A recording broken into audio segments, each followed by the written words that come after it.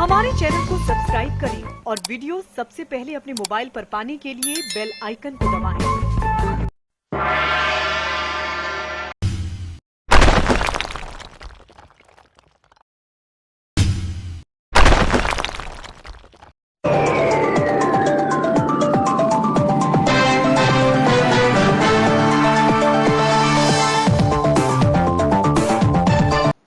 नमस्कार, मैं हूं अनिल वर्मा। शेखर रात के 10 बजे हैं और ये समय है बिग बुलेटिन का। बिग बुलेटिन में आज हम ब्लॉक प्रमुखों के चुनाव पर चर्चा करेंगे और चर्चा पर चलें इससे पहले पैनल में शामिल मेहमानों से परिचय करा दे रहे हैं आपका।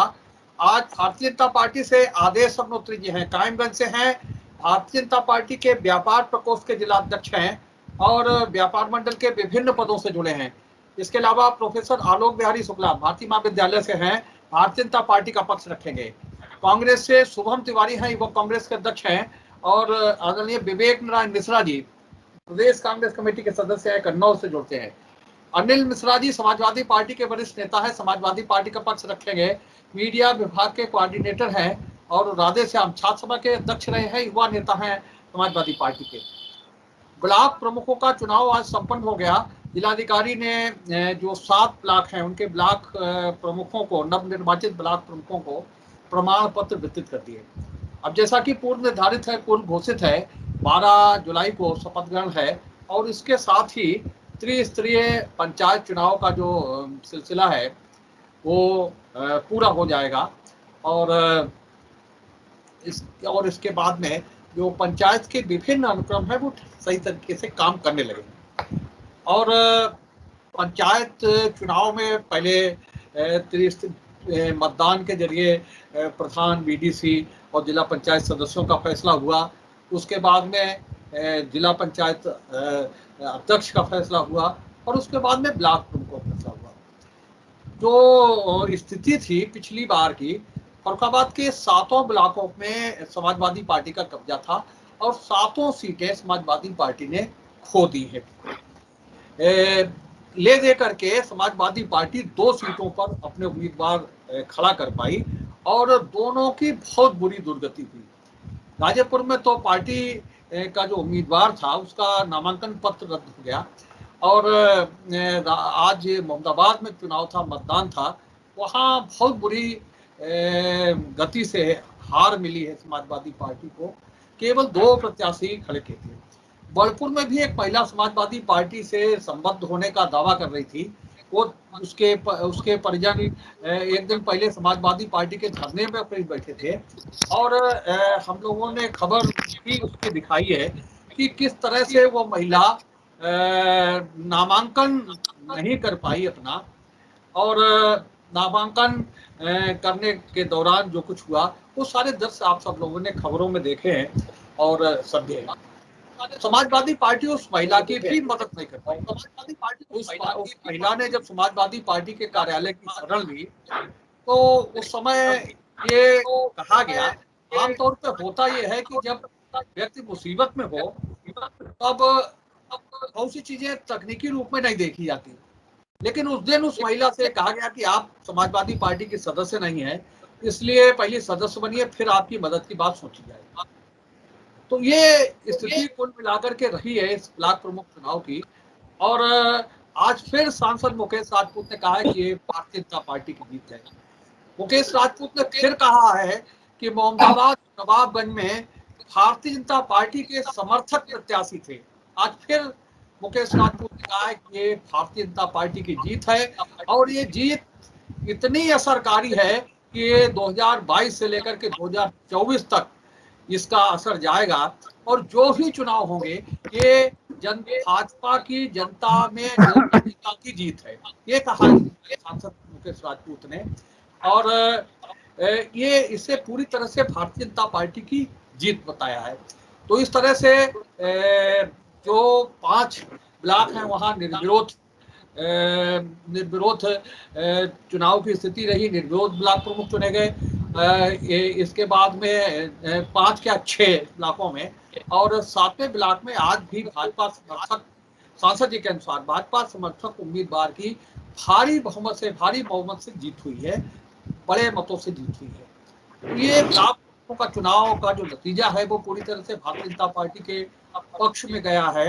सातों इलाकों में कहें तो कमल का फूल खिला है। सांसद जी के बयान के अनुसार भाजपा समर्थित उम्मीदवार जीते हैं सातों इलाकों में, और सातों इलाकों में ये कमल का फूल खिला है। तो ये, और उसके पीछे उसके साथ ही साथ कुछ घटनाएं हैं। विवेक जी आज है कई दिन बाद हम लोगों के साथ शामिल हैं। कुछ घटनाएं हुई हैं ब्लॉक प्रमुख चुनाव में, कन्नौज में कुछ अलग तरीके की घटनाएं हुई हैं, और उसके बाद में कुछ और चीजें हुई हैं जो निश्चित रूप से विवेक जी के उसे ही आज हम लोग चर्चा में इसे सम्मिलित करेंगे। और इसमें सलमान खुर्शीद ने आज एक बहुत बड़ी घोषणा की है। उन्होंने कहा कि पत्रकारों को अपना काम करते देना चाहिए, और हम अपने चुनाव घोषणा पत्र में ऐसी व्यवस्था करेंगे कि अगर किसी को पत्रकारों से, मीडिया से नाराजगी भी है तो उसके लिए उसके खिलाफ कोई इस तरीके की कार्रवाई ना की जाए। तो ये कई बिंदु हैं आज की चर्चा के कि समाजवादी पार्टी का बुरी तरह से पत्ता साफ हो गया है। अब क्या तथ्य है इसके पीछे, अनिल मिश्रा जी बताएंगे, राधेश्याम बताएंगे किस तरह से इस हार को ले रहे हैं। सातों इलाकों में साइकिल पंचर हो गई है। अभी तक शीर्षक यही है कि सातों इलाकों में साइकिल पंचर हो गई है। जहां इनके ब्लॉक प्रमुख पूरे 5 साल काबिज रहे, वहां कहीं भी साइकिल अपना अस्तित्व बचा नहीं पाई है। भारतीय जनता पार्टी ने शान से चलाया है तो सारे पूरे जनपद में, और जो बीच में पंचायत चुनाव के बाद में जो मनोबल कमजोर लग रहा था कार्यकर्ताओं का, उस मनोबल में एकदम उछाल आया है। तो ये सारी चीजें हैं, और इन पर चर्चा हम करेंगे आज की इस बिग बुलेटिन में, और देखेंगे कि किस तरह से, कि क्या वास्तव में समाजवादी पार्टी का, अनिल जी, क्या वास्तव में समाजवादी पार्टी का ग्राफ गिरा है? क्या ये समाजवादी पार्टी की स्थिति जो जनता में कुछ बढ़ रही थी लोकप्रियता, उसका वो फिर बैकफुट पे आ गई है? महंगाई, बेरोजगारी जैसे मुद्दे, कोविड में जो जो जिस तरीके की सफलताएं कुछ मिली हैं से, उनको उनको जनता ने फिर अवॉइड कर दिया है। क्या क्या स्थितियां हैं? सारी चीजों पर आप लोग अपने अपने नजरिए से विचार रखेंगे, क्योंकि हो सकता है कि 100 रुपए लीटर पेट्रोल डीजल खरीदना शुभकारी हो, या ऐसी चीजें पहले भी होती रही हो। ये सारी चीजें चर्चा में शामिल रहेंगी, क्योंकि अब जब पंचायत चुनाव की प्रक्रिया पूरी हो गई है, तो अब निश्चित रूप से 2022 की ओर मुखातिब होगा पूरा रेस, और इसके लिए राजनीतिक पार्टियां पूरी तरह से सज धज चुकी हैं। तो हम चर्चा की शुरुआत करें अनिल मिश्रा जी साहब से ही। तो आप तो हारे हैं, आपके लिए आज क्या बताएं कि इस तरह का दिन है कि सातों सीटों सातों पूरे जनपद में आपका परचम लहराता था, आज बिल्कुल साइकिल पंचर हो गई है। तो हम तो बड़ा विनम्रता से आपसे निवेदन कर रहे हैं कि आप आज का जो विश्लेषण है उसमें आप अपने नजरिए से इसे बताइए। शेखर जी, साइकिल न पंचर हुई है और न पंचर होगी, और मैं इसलिए कह रहा हूं कि यहाँ सब प्रबुद्ध लोग बैठे हुए हैं, और सच तो ये कि पिछले दिनों जो हालात रहे पूरी दुनिया भर में लोगों ने उसको देखा। हम आभारी हैं कि पत्रकारों ने अपने कर्तव्य का निर्वहन पूरी मुस्तैदी के साथ किया, बिना किसी परवाह के साथ किया, बिना किसी जुल्म जाति को उसकी परवाह करते हुए किया, और ये बहुत बड़ी बात रही है। ऐसे वक्त में जहां एक वक्त पे घोषणा कर दी गई हो कि टीवी जो एक डिब्बा है इसको छोड़ दीजिए वरना तो आप वही बोलना शुरू कर देंगे, उस दौर में जो निर्वाह किया गया उसके लिए आप सब बधाई के पात्र हैं।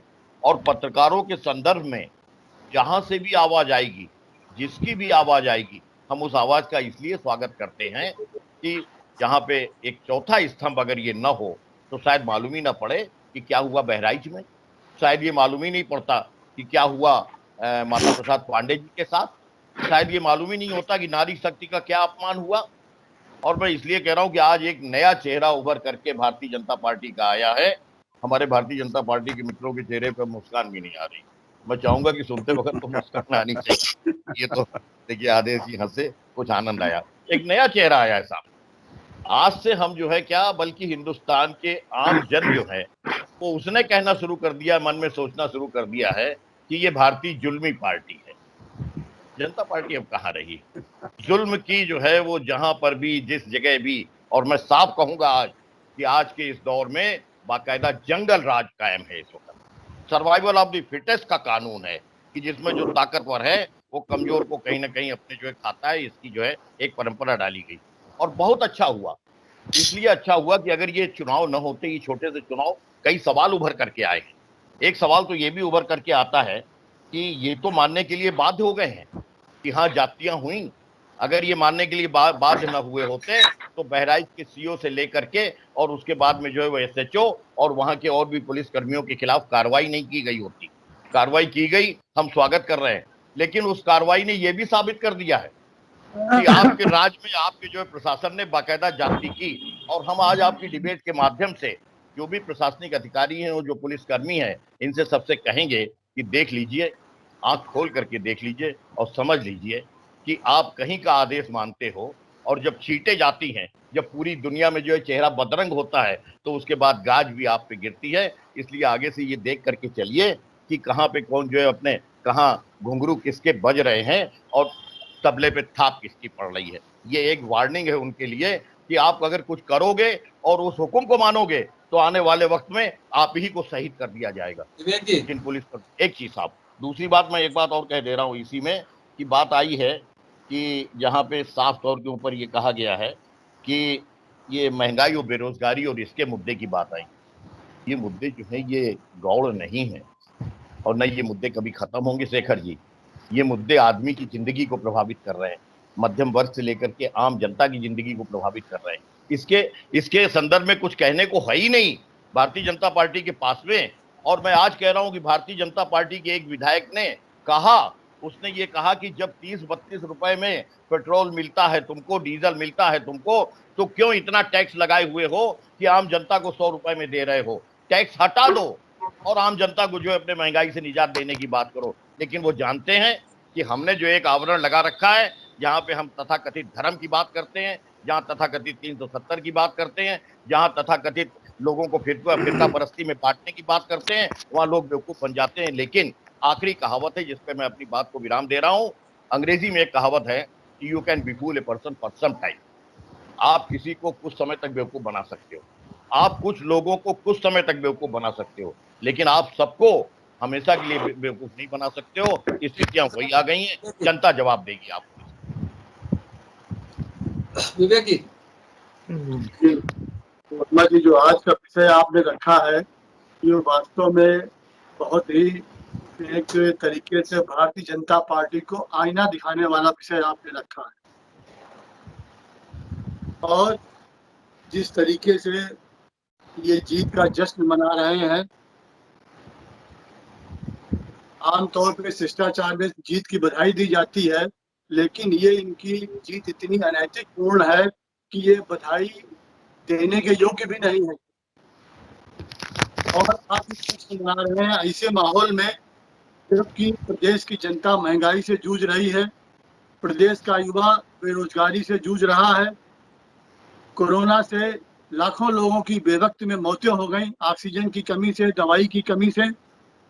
ये उस समय जश्न मना रहे हैं। ये पिछली लहर में जिस तरह प्रवासी मजदूरों के छाले भी पैर के सूखे नहीं हैं, वो शायद जल्दी नहीं भूल पाएंगे इन अच्छे दिनों को।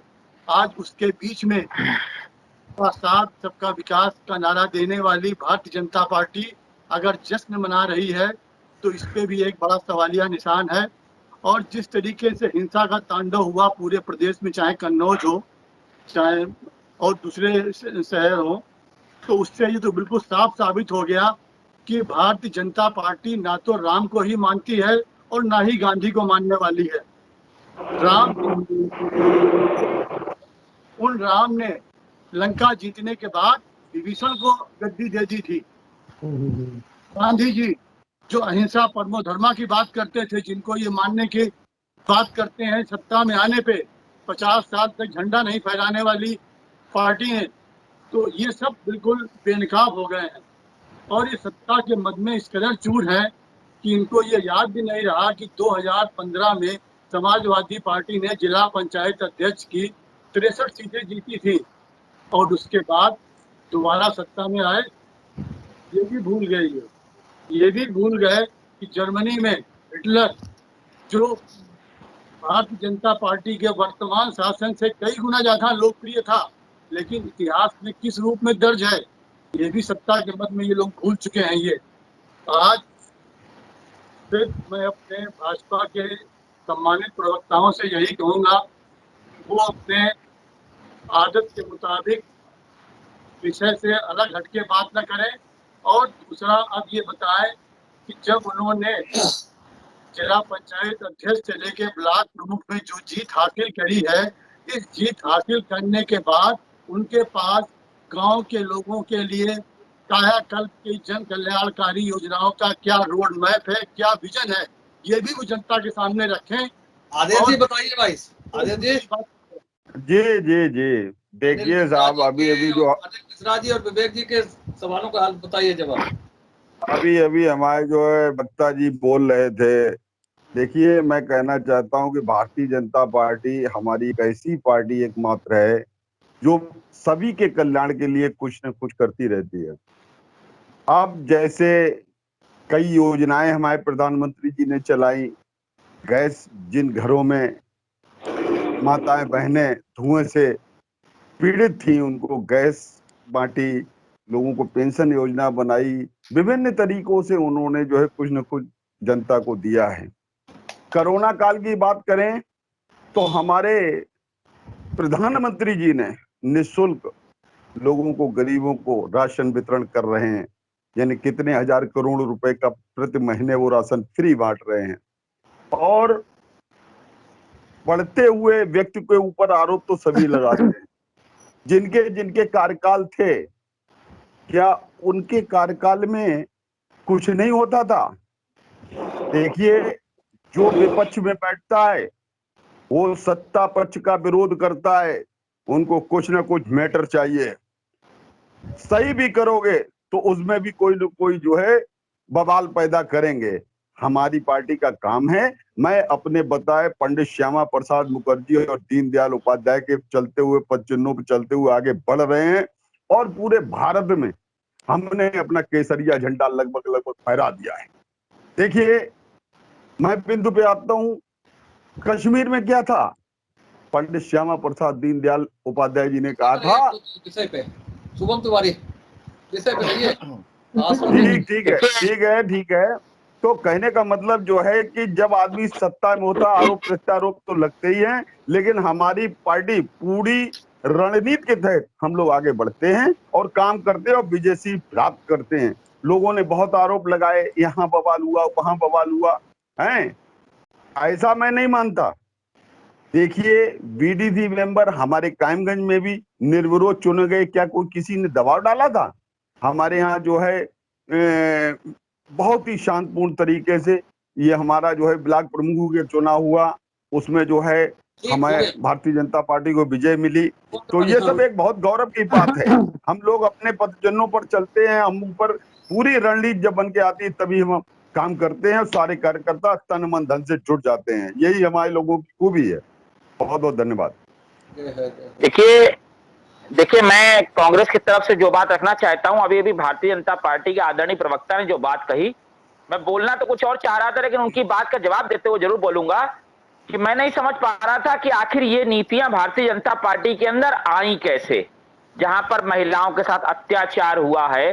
अब आदरणीय के बयान से मैं साफ यहां समझ चुका हूं कि श्यामा प्रसाद मुखर्जी और दीनदयाल उपाध्याय जी के जो सिद्धांत और नीतियां थी, शायद वो यही रही होंगी जिसके अधीन आज एक थाने को सस्पेंड करा जाता है। यानी कि आप मानते हैं कि आप उनकी नीतियों को फॉलो कर रहे थे और उसके बावजूद प्रशासनिक देखिए पहला राउंड है मान्यवर, पहला राउंड है, जवाब अपनी बात आ जाने दीजिए, मेरी भी। दूसरी बात, मैं बधाई देता हूं भारतीय जनता पार्टी को, जिन्होंने आज अपने पूर्वज, अपने नेता स्वर्गीय अटल बिहारी वाजपेयी जी की नीतियों को पूर्णतः दफन कर दिया। वो स्वर्गीय अटल बिहारी वाजपेयी जी जिन्होंने एक वोट ना खरीद कर अपनी सरकार खो दी थी, आज उनकी ही पार्टी ने एक एक वोट खरीदा, सत्ता और प्रशासन का दुरुपयोग किया और विपक्ष को नामांकन तक नहीं करने दिया। तो अब 3 नाम भारतीय जनता पार्टी के शामिल हो गए हैं, 2 स्वयं भारतीय जनता पार्टी ने बताए हैं तीसरा कांग्रेस ने जोड़ दिया है, उदाहरण के सहित जोड़ दिया है। अब तो स्थितियां ये देखने को मिली हैं इन सिद्धांतों की, इन नीतियों की, कि महिलाओं की मतलब इतना लज्जित होना पड़ा है महिलाओं को इस नामांकन को लेके, और ये महिलाओं को आधी आबादी मानते हैं और महिलाओं का प्रतिशत बढ़ाने की बात करते हैं। वहां स्थितियां क्या हो रही हैं, उनके कपड़े तो फाड़ दिए जा रहे हैं। ये भारतीय जनता पार्टी की नीति है। गुंडागर्दी चरम पर पहुंच गई है। खुलेआम पुलिस के सामने जो है तमंचे लहराए जा रहे हैं, मारा पीटी हो रही है। ये भारतीय जनता पार्टी की नीतियां हैं। और जो कहा जा रहा है चुनाव समाप्त हो गया, चुनाव पूर्ण हो गया, अरे साहब चुनाव हुआ ही कहां? कौन सा चुनाव? कौन लड़ा? चुनाव तो केवल नामांकन के दिन लड़ा गया था। पूरा प्रदेश इस बात का गवाह है। अपना फर्रुखाबाद तो बहुत बड़ा आइडियल है उसका। पूरा चुनाव ये सिर्फ नामांकन के दिन लड़ा गया कि किस तरीके से विपक्ष का एक भी पर्चा वहां पर पहुंचे ना, कोई नामांकन ही ना कर पाए। ये चुनाव लड़ा भारतीय जनता पार्टी ने। इतना डर था, इतना खौफ था क्या कि किसी को आपने नामांकन तक नहीं करने दिया। और जहां तक जो स्थितियां देखने को बन रही हैं, मैं तो समाजवादी पार्टी के लिए भी बोलना चाहूंगा कि अभी जैसे शेखर जी ने एक वक्तव्य रखा था कि समाजवादी पार्टी ने उस महिला से कहा जो निर्दलीय थी कि पहले समाजवादी पार्टी के सदस्यता लो। तो साहब मैं तो उनके लिए भी एक सवाल मेरे दिमाग में है, मैं खुले तौर पे पूछूंगा कि जो आपके स्वयं के प्रत्याशी थे, आप उनका तो नामांकन करवा नहीं पाए, उनके लिए तो आपको धरना देना पड़ रहा था। फिर आप जो अगर कोई महिला की आप मदद भी कर रहे थे तो पहले सदस्यता ले तब आप उसकी मदद करेंगे। समझ में नहीं आ रहा है। भारतीय जनता पार्टी कह रही है, इससे पहले की डिबेट में कहा था कि जैसा समाजवादी पार्टी ने बोया है वैसा काट रहे हैं, यानी कि भाजपा कहीं ना कहीं समाजवादी पार्टी का अनुसरण कर रही है। और वो दिन दूर नहीं कि जिस तरीके से गुंडई की परिभाषा समाजवादी पार्टी के साथ जोड़ती थी, भारतीय जनता पार्टी के लोग जोड़ते थे। अब आपके लिए हम क्या बोलें। और सफलता हासिल की है भारतीय जनता पार्टी ने, और इनकी जो नीतियां हैं बड़े आदर्शवादी महापुरुषों की पदचिन्हों पर चल के, जिन नीतियों से पूरे विश्व में, देश में पता नहीं कहां कहां केसरिया झंडा फहराया है। और ये बड़े गौरव की बात है। इतना चौड़ा सीना था, ये बात कहते समय हमें लगता 56 इंच से भी ज्यादा चौड़ा होगा कि आप एक महिला को निर्वस्त्र करके जब नामांकन करने से रोकते हो और आपका वहां जब निर्विरोध ब्लॉक प्रमुख बनता है तो आपके लिए गौरव की बात होती है। एंकर महोदय, जिस दिन नामांकन होने थे 52 जिले उत्तर प्रदेश के हिंसाग्रस्त हुए और आज 28 जिलों में हिंसा हुई। इटावा में भारतीय जनता पार्टी के विधायक की गाड़ी से लाठी, डंडे, राइफल, पिस्टल बरामद हुई और एसपी के थप्पड़ मारा गया। और वो हाथ जोड़ के ये कहते हुए नजर आए, भारत समाचार की टीवी पे ये खबर चली, उनका वक्तव्य चल रहा था, वो कह रहे थे कि आप लोगों ने तो हमें पीट भी लिया है, अब तो पीछे चले जाओ, जहां पर आपने ही मारा है, वो कह रहे थे लगातार। और भारतीय जनता पार्टी के लोग नारा लगा रहे थे, एक ही नारा, एक ही नाम, जय श्री राम, जय श्री राम। ये जय श्री राम का नारा लगा के एसपी को भी पीट देते हैं। हाथरस के सिकंदरा राव में प्रत्याशी थी समाजवादी पार्टी की सुदामा देवी, उनके बेटे वहां एजेंट थे तो उनको गोली मार दी। जब वो वहां विपक्षियों के वोट, वो जब विपक्ष जो वोट पड़ रहे थे उन पर जब प्रश्न चिन्ह लगा रहे थे कि ये आईडी ठीक नहीं है, फर्जी लोग हैं, तो वहां गोली मार दी गई साहब। 25 कई जिले, लखनऊ, उन्नाव, हाथरस, इटावा, सिद्धार्थनगर, बाराबंकी, चंदौली, फिरोजाबाद, अयोध्या, प्रतापगढ़, अमरोहा, सीतापुर, कन्नौज इत्यादि 28 जनपद हिंसाग्रस्त हुए हैं। अब एक भी समझ में नहीं आ रही। 4.5 वर्ष हो गए सरकार बने, सरकार बनते ही जीरो अपराध के मामले में जीरो टॉलरेंस पे काम होना शुरू हुआ था। बंगाल में माननीय मुख्यमंत्री जी गए और हर मंच पे एक बात कही कि उत्तर प्रदेश में एक भी गुंडा नहीं बचा है, जितने गुंडे थे या तो कब्र में है या जेल में है। अब समझ में ये नहीं आ रहा है कि ये जो साड़ी खींची जा रही है, गोली चल रही है, कप्तान पिट रहे हैं, पत्रकार पिटा है उन्नाव में, ये सब गुंडे, मवाली, किसी भी दल के सही, आप अभी कह दोगे वो सब समाजवादी थे, आप कह दोगे वो सब कांग्रेसी थे, वो सब बसपाई थे, हम मानते हैं कि वो हर पार्टी के थे, वो सब समाजवादी थे, लेकिन थे तो गुंडे। क्यों जिंदा है भाई? कब्र में क्यों नहीं पहुंचे? जेल में क्यों नहीं पहुंचे?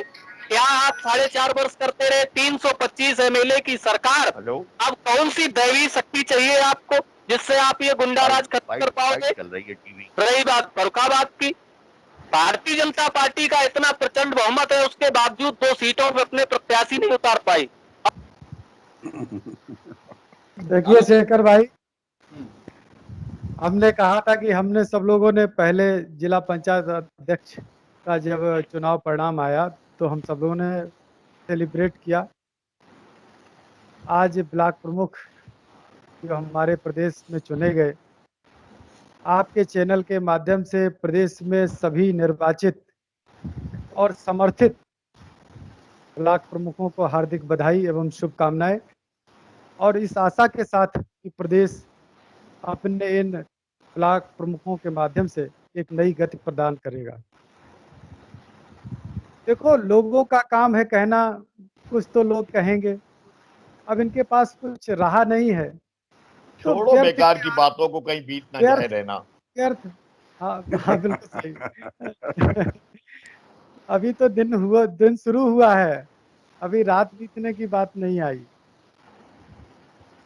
तो ये सब कहेंगे, ये झूठे अनर्गल प्रलाप करते रहेंगे पूरे प्रदेश में। हम तो राधेश्याम जी अभी कह रहे थे कि 23 जिले दंगाग्रस्त रहे। अरे हम तो इसी बात में संतुष्ट हैं कि आपने 23 के 75 क्यों नहीं कह दिए। आप ये देखिए, 2-4 जनपदों को छोड़ करके पूरे प्रदेश के सभी जनपदों में शांतिपूर्वक मतदान संपन्न हुआ। निर्विरोध चुने गए तब भी दिक्कत, मतदान हुआ तब भी दिक्कत, हमने प्रत्याशी खड़ा नहीं किया, समर्थन किया तब भी दिक्कत। इन्हें दिक्कत ही है। और अभी हमारे विवेक मिश्र जी कह रहे थे कि इन्होंने अपने जीत की बधाई भी नहीं दी। अरे भाई, जीत हम रहे हैं, आप सब लोग बधाई दीजिए, या ऐसा करिए कि आप सब लोग हारे हैं तो या तो हमसे ले लीजिए। आप ये तो उल्टी गंगा बहाने वाली बात हो गई ना, कि जीत भारतीय जनता पार्टी रही है, नीतियों की वजह से जीत रही है, और आपके मुंह से एक झूठा बधाई संदेश भी नहीं निकला। इतने घृणा से भरे हुए लोग हो, ये जनता देख रही है। अभी आपने कहा कि राधेश्याम जी ने कहा कि महिला निर्वस्त्र की गई, शायद कल भी मैं डिबेट में था, परसों भी डिबेट में था, और इतनी बार महिला निर्वस्त्र हुई है समाजवादी पार्टी के मुखार बिंदु से कि शायद वो ज्यादा लज्जित हुई है। आप बार बार उसको निर्वस्त्र कर रहे हैं। मैंने पहले दिन कहा था कि योगी जी की सरकार है, यदि ऐसा कुकृत्य किसी भी दल के कार्यकर्ता के द्वारा, चाहे वो भारतीय जनता पार्टी का ही कार्यकर्ता क्यों नहीं होगा, उसके खिलाफ कठोर से कठोर कार्रवाई की जाएगी, क्योंकि हम सब लोगों के हृदय में नारी सम्मान बसता है। गेस्ट हाउस कांड में नारी सम्मान नहीं बसता। अपराध का, आज मैं एक विधायक जी का, जो कि विधान परिषद से चुने हुए समाजवादी पार्टी के विधायक थे, कहीं पर ब्लॉक प्रमुख का चुनाव चल रहा था, तो वो स्वयं कह रहे थे कि ये भाजपाई कब से गुंडे हो गए। इसका मतलब ये सर्टिफिकेट वो विधायक अपनी पार्टी को दे रहे थे कि अगर गुंडे कहीं पर हैं तो वो समाजवादी पार्टी में है, भाजपा में कोई गुंडा नहीं है। वो शंका व्यक्त कर रहे थे कि भाजपाई कैसे गुंडे हो गए। इसका मतलब ये उनका कॉपीराइट है कि वही गुंडे हो सकते हैं और कोई नहीं हो सकता। अब कांग्रेस बीच में कूद पड़ी है, कांग्रेस ना बोले तो ज्यादा बेहतर है। महंगाई के मुद्दे पर आदरणीय विवेक मिश्र जी कह रहे थे कि इतनी महंगाई, पेट्रोल डीजल, आप पूरे प्रदेश के सभी राज्य उठा करके देख लीजिए, जहां जहां कांग्रेस की सरकारें हैं वहां पर सबसे ज्यादा पेट्रोल और डीजल महंगा है। क्यों नहीं अपनी प्रदेश की सरकारों से कहते हैं कि वहां पर टैक्स कम करिए। ये झूठा आरोप मत लगाइए। जहां जहां बीजेपी की गवर्नमेंट है वहां पर पेट्रोल की कीमत नियंत्रित है, जहां जहां पर कांग्रेस की सरकार है ज्यादा टैक्स लगा करके वहां पर पेट्रोल की कीमत को और बढ़ाया गया है। आप अपने कई प्रदेशों में हैं, अगर चाहें तो पेट्रोल के दाम कम कर सकते हैं टैक्स घटा करके, लेकिन ऐसा आप करेंगे नहीं। आप सिर्फ आरोप लगाना जानते हैं इसके अलावा कोई भी यथार्थ रूप में आप काम करना नहीं जानते। जनता देख रही है, जवाब देगी। 2022 में इससे बेहतर जवाब देगी। आज हम सब लोग 85% सीटों पर विजयी हुए हैं। आप देख लेना, ये क्रम निरंतर 2022 में भी जारी रहेगा। विकास भाई साहब बहुत बहुत धन्यवाद आपका। सबसे पहले तो सूप बोले सो बोले, चलनी बोले जिसमें 72 छेद। पुराना मुहावरा हो गया, पुराना। आज कोई बात नहीं भाई साहब, हम पुराने से ही काम चला लेते हैं। हम अपनी नहीं, पुरानी नहीं। आइडियोलॉजी नहीं छोड़ते हैं, हम पुरानी आइडियोलॉजी को पकड़ के चलते हैं। हम देख रहे हैं अटल जी की आइडियोलॉजी और इस वक्त की मोदी जी की। चलो आगे कोई बात नहीं। दूसरा, सबसे पहले विषय में धन्यवाद देना चाहता हूं समाजवादी पार्टी के प्रवक्ता को। समाजवादी प्रवक्ता को धन्यवाद देना चाहता हूं कि उन्होंने ये स्वीकार किया कि उनकी सरकारों ने जनता को बहुत बेवकूफ बनाया और अब जनता बेवकूफ नहीं बनी, इसलिए उसने भारतीय जनता पार्टी का चुनाव किया। बड़ा बेवकूफ बनाया गया देश और प्रदेश की जनता को। नहीं करा, किसी ने नहीं। अरे भाई, आपने तो कहा कि कब तक बेवकूफ बनाया जाएगा, तो आपने बेवकूफ बनाया होगा तभी। नहीं, अपनी बात कहो। हमने आपको कहा नहीं, हमने नहीं कहा कि ना। भाई साहब, आप अपना वक्तव्य दोबारा सुन लीजिएगा। ट्विस्ट मत करो विकास, ट्विस्ट मत करो। हमने ये नहीं कहा, हमने ये कहा कि जनता कब तक बेवकूफ बनेगी। You can befool a person for some time, you can befool few person for some time, you can not befool everybody for all the time. ये कहा मैंने ये नहीं कहा कि भारतीय जनता पार्टी जो है वो क्या कर रही क्या नहीं कर रही। अब ये आप अपने ऊपर ले जाओ, ले लो, लेकिन हम तो नहीं कह रहे कि हमने बेवकूफ बनाया। भाई साहब, सबसे बड़ी चीज ये है ना कि आपने ये स्वीकार किया ना कि कहीं ना कहीं बेवकूफियत का जो तमगा है वो इससे पहले की सरकारों के पास था। आज तुम्हारे सब आरोप मान रहे हैं। अरे आज सब आरोप मान लिए।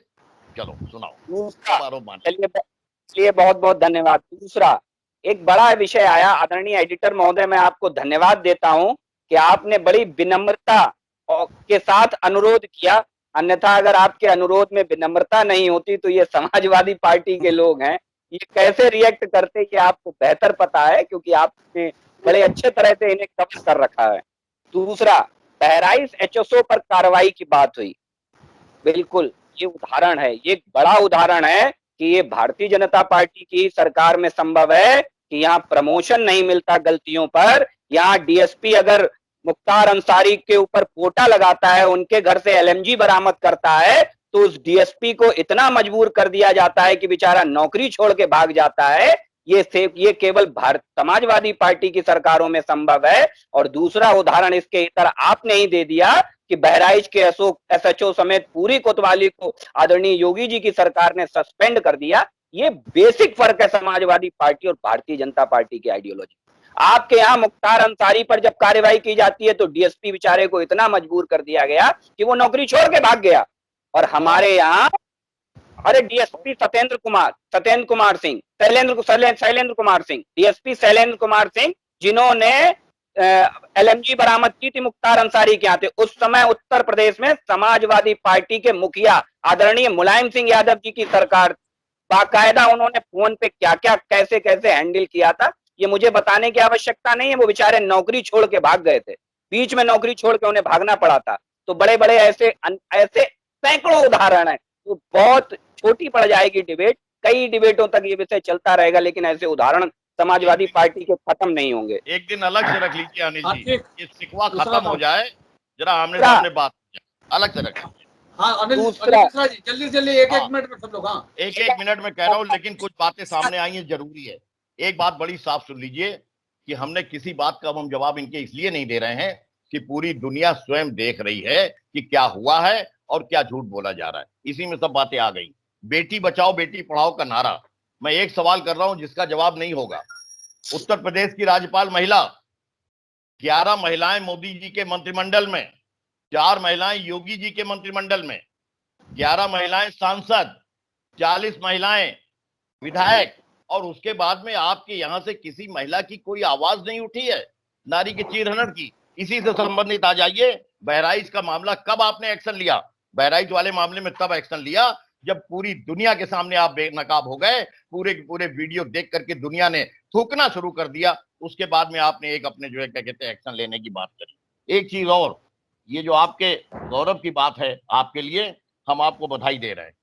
अब हम आपको बधाई दे रहे हैं जब आपने न्योता दिया है। सुन लीजिए, लोकतंत्र की हत्या करने की बधाई आपको, बधाई खुद को बेनकाब करने की, बधाई भारतवर्ष को, दुनिया के सामने भारत के लोकतंत्र को बाकायदा नीलाम करने की और उसकी छवि खराब करने की, जो देशद्रोह से कम का अपराध नहीं है आज की तारीख में, उसकी बधाई आपको। और बधाई आपको भारतीय जंगल पार्टी होने की। इसलिए आज आपने आगाह कर दिया है। और एक आखिरी जो है वो 4 पंक्तियां सुनिए, टाइम नहीं है। आखिरी लाइन। हम ये कहेंगे अभी भारतीय जनता पार्टी की तरफ से निकल के आया है कि उस महिला ने जो भी आरोप लगाए थे उन पर कार्रवाई हुई, तो उस महिला ने वहां के सांसद के खिलाफ भी एफआईआर में उनका नाम उल्लेखित किया है। क्या माननीय सांसद महोदय की गिरफ्तारी हुई और क्या भारतीय जनता पार्टी उनकी गिरफ्तारी करवाएगी? अगर भारतीय जनता पार्टी ये कहती है कि चाहे बीजेपी का ही कोई कार्यकर्ता हो, अगर दोषी है तो उसकी गिरफ्तारी होगी, तो अभी तक गिरफ्तारी क्यों नहीं हुई सांसद महोदय की? बिल्कुल होनी चाहिए। विवेक जी, हाँ ठीक बात है। देखिए, ये बात बिल्कुल तय है कि भाजपा के लोग जुमलेबाजी से सत्ता में आए और अभी भी मेरे निवेदन के बाद भी उन्होंने ये नहीं बताया कि जिला पंचायत में इतनी बड़ी जीत जिसका वो जश्न मना रहे हैं, लाखों लोगों की बेवक्त में मौत होने के बाद जनता महंगाई से जूझ रही है, इन सब बातों के बाद उन्होंने ये नहीं बताया कि उनके पास क्या जनता के कल्याण की योजनाएं हैं, वो क्या करेंगे। इस ब्लॉक प्रमुख बनने के बाद, जिला पंचायत अध्यक्ष बनने के बाद ये हमारे किसी सम्मानित वक्ता ने कोई बात नहीं करी। ये विषय से चलो मैं बताए दे रहा हूँ, 100 रुपए पेट्रोल मैं बताए दे रहा हूँ। योगी जी ने, एक मिनट सुन लीजिए, योगी जी ने जब जिला पंचायत अध्यक्षों का जब निर्वाचन हुआ था उस समय ही तत्काल कह दिया था कि किसी भी प्रकार का कोई जश्न का आयोजन, जुलूस का आयोजन नहीं किया जाएगा। जिला पंचायत सदस्यों का निर्वाचन हुआ था, जिला पंचायत सदस्यों का निर्वाचन पब्लिक ने किया था और जनता के उस आदेश को आपने जबरदस्ती जो है वो अपने हाथ में किया। ये भी आ जाएगी फिर इसके साथ। जिला पंचायत सदस्यों का निर्वाचन किया था आम मतदाता ने, और आपने जनता का कल्याण करने के लिए लेकर के जंगल राज कायम करके आपने बताइए जनता के जनादेश को आप कत लिए हैं। आप जब बच जाइए, आप विषय से भागते हैं, आप लोग हैं। मैं आप बात तो सुनिए ना, पंचायत अध्यक्ष, ब्लॉक प्रमुखों के चुनाव, उसके लिए माननीय योगी जी ने स्पष्ट रूप से दिशा निर्देश जारी किए हैं कि कोरोना का काल है, किसी भी प्रकार का कोई जश्न या जुलूस का आयोजन नहीं किया जाएगा। कहाँ से आप ले आते हो? कह रहे हैं कि तुम दिन को अगर रात कहो, रात कहूंगा, तो वो अपने कहने दीजिए। दुनिया देख रही है, दुनिया के आगे अपने जो है खुद ही अपने नीलाम हो। दुनिया देख रही है, दुनिया जवाब देखिए, मैं एक मिनट निवेदन के साथ एक बात बोलूंगा, जब इंदिरा गांधी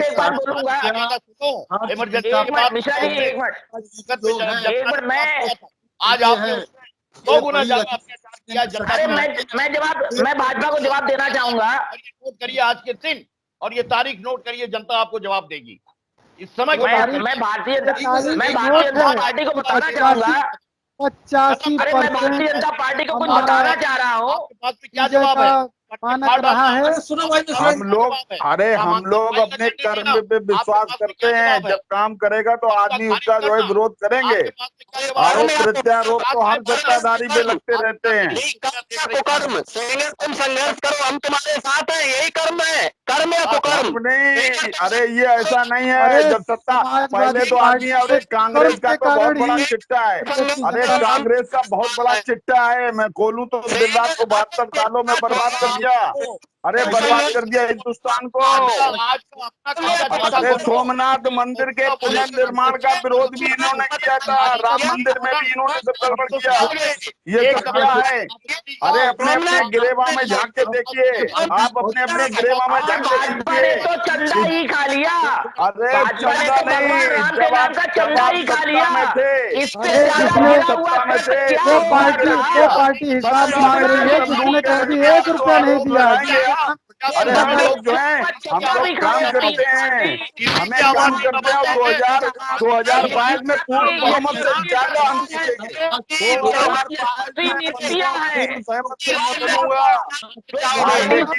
हमारी नीतियां सही है, इसमें कोई शक नहीं है। अरे आपको आप विरोध करिए, मैं अपना कर्म करूंगा। जनता ने आपको सिर्फ 4 सीटें दी थी, 4 सीटें जनता ने सिर्फ 4 सीटें दी थी, याद रखिएगा। भगवान सिर्फ 4 सीटें दी थी। मैंने बताया कि समर्थन में कोई लेना आया नहीं दूंगा, बल्कि पूरी मेहनत के साथ मुझे जो है चलाना जाएगा। हमारी हमारे दहशत की जुबान जो है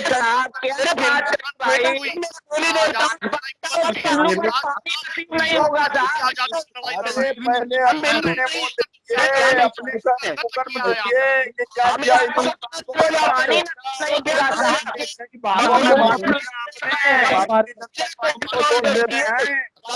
हमारी ड्यूटी न हो, लेकिन हिंदुस्तान में राज क्यों कर रहे हैं? अरे हमारी नीतियां बदला कर पूरे हिंदुस्तान को कर रहे हैं, पूरी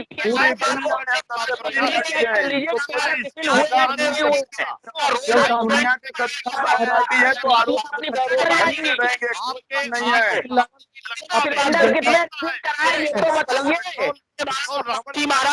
आज भी भारतीय जनता पार्टी के लिए तभी तो इस बात को बहस करी। सोमनाथ चले जाते हो, अयोध्या चले जाते हो, सरकार में रहा करो मानवर, डीजल पेट्रोल पे रहा करो, गैस की कीमतों पे रहा करो। सोमनाथ क्या करने जाते हो? अयोध्या चले जाओगे, सोमनाथ चले जाओगे। के मामले में 4 करोड़ जिन्होंने देखने के बाद दोबारा देखना ठीक नहीं समझा, क्या जवाब देंगे? मसला उठा सकते हैं, लेकिन पेट्रोल की बात है, पेट्रोल के दाम भी जब ऊपर बढ़ रहे हैं तो हमारी पार्टी क्या करेगी? पार्टी से ये पेट्रोल से कई विकास कार्य होते हैं, कहाँ से आएगा ये सब? आप सकते होते हैं, कुछ नहीं है, ये कहाँ से आएंगी? सिलेंडर 900 रुपए मिल रहा है, जैसे आप की आवाज दबाते हो। चलिए बुलेटिन की आज की इस बहस को यही समाप्त कर रहे हैं। हम सोमवार को फिर मिलेंगे एक नई बहस को लेकर के, एक नए विषय को लेकर के। तब तक के लिए आपसे इजाजत चाहेंगे। आज की बहस में भाग लेने के लिए आदेश जी का, आलोक जी का, अनिल मिश्रा जी का, विवेक जी का, शुभम का और राधेश्याम का और विकास पांडे का बहुत बहुत धन्यवाद। हम सोमवार को फिर मिलते हैं एक नए विषय को लेकर, एक नई बहस को लेकर के। तब तक के लिए इजाजत दीजिए। शुभ रात्रि। नमस्कार, मैं हूं अनिल वर्मा शेखर। उम्मीद है आपको हमारा ये एपिसोड पसंद आया होगा। आप इसे लाइक करिए, अपने दोस्तों के साथ शेयर करिए और हमारे चैनल को सब्सक्राइब करिए। यही आपसे निवेदन है। धन्यवाद।